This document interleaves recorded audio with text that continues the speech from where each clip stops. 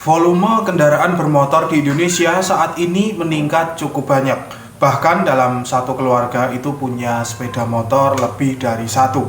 Dan mungkin juga ada yang punya mobil itu lebih dari satu juga, terutama adalah orang-orang kaya. Untuk itulah, hampir setiap orang di Nusantara ini pasti berkendara. Bahkan anak-anak sekolah pun juga sudah diizinkan dan diperbolehkan untuk berkendara. Dari meningkatnya volume kendaraan tersebut, tentu saja peluang untuk kecelakaan lalu lintas atau persentase kecelakaan itu akan semakin besar.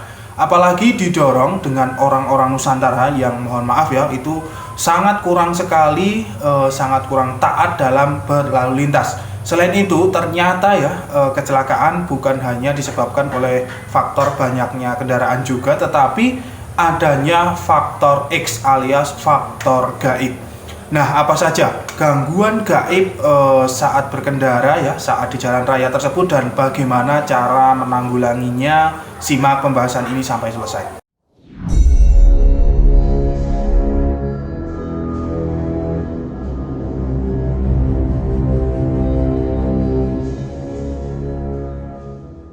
Assalamualaikum warahmatullahi wabarakatuh. Hamdan wa syukranillah. Selamat datang, selamat berjumpa kembali di channel Spiritual 21, investigasi supranatural tanpa batas.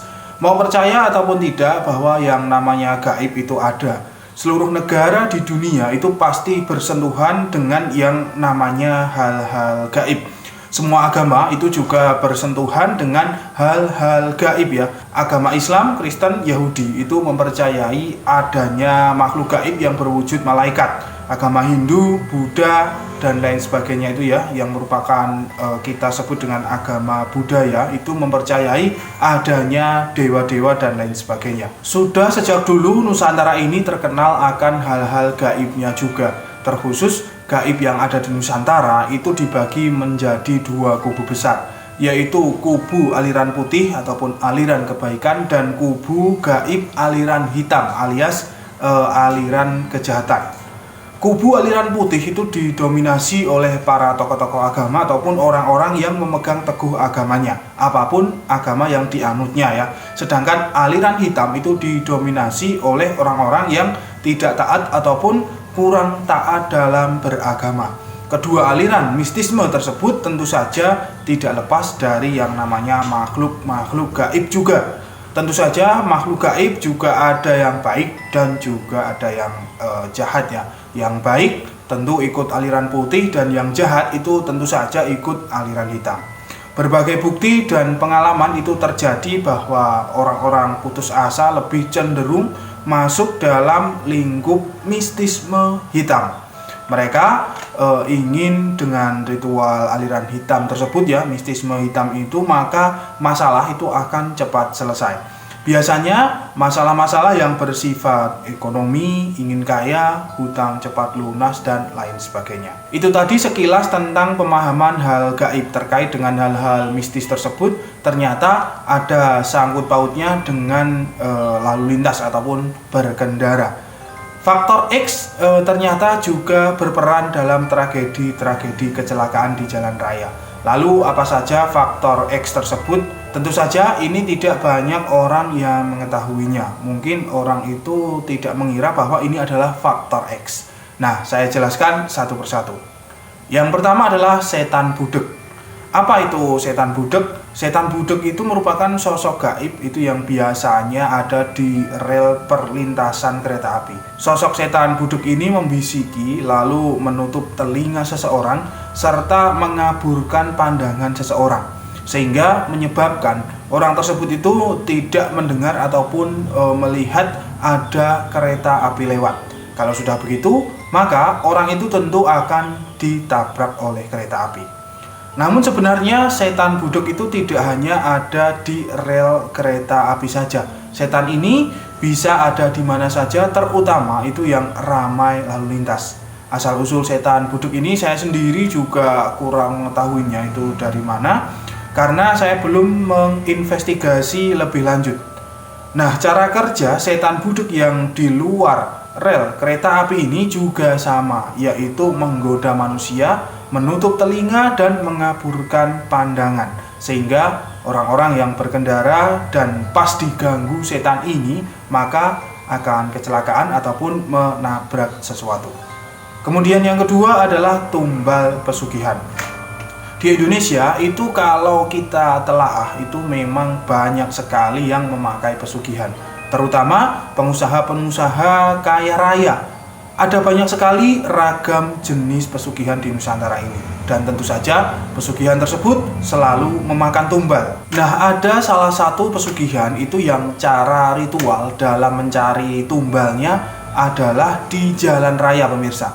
Biasanya para pelaku itu memasang suatu piranti khusus ataupun sesuatu hal khusus ya di jalan raya tersebut. Orang yang kosong pikirannya dan kemudian kebetulan melewati jalan yang ada pasangan tumbal itu, maka akan kecelakaan di lokasi tersebut ataupun di lokasi yang tidak jauh dari tempat pemasangan tumbal itu.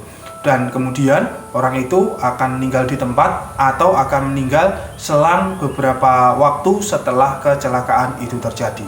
Yang ketiga adalah danyang lokasi.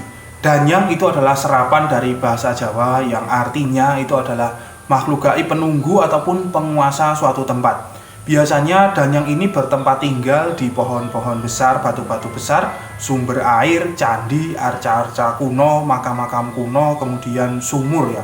Sebenarnya danyang ini tidak mengganggu kalau tidak diganggu.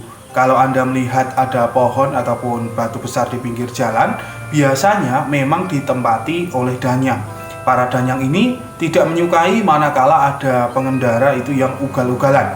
Nah, kalau mereka itu sudah tidak suka, maka biasanya mencelakai pengendara tersebut.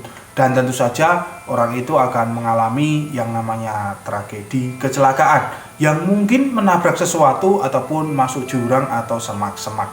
Yang keempat adalah jin korin. Para ahli ruqyah itu pasti sudah tidak asing dengan istilah jin korin. Jin korin itu adalah sosok jin yang memang mendampingi manusia sejak manusia itu dilahirkan ke dunia.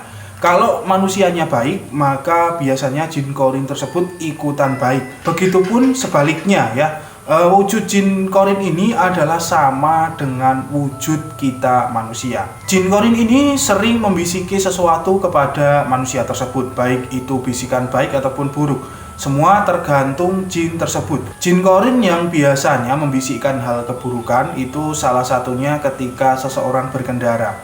Contohnya ketika berkendara itu tiba-tiba pikiran dan hati itu ingin ngebut, atau ketika kita disalip oleh kendaraan lain, seakan hati kita itu tidak terima dan dendam ingin menyalip kendaraan tadi.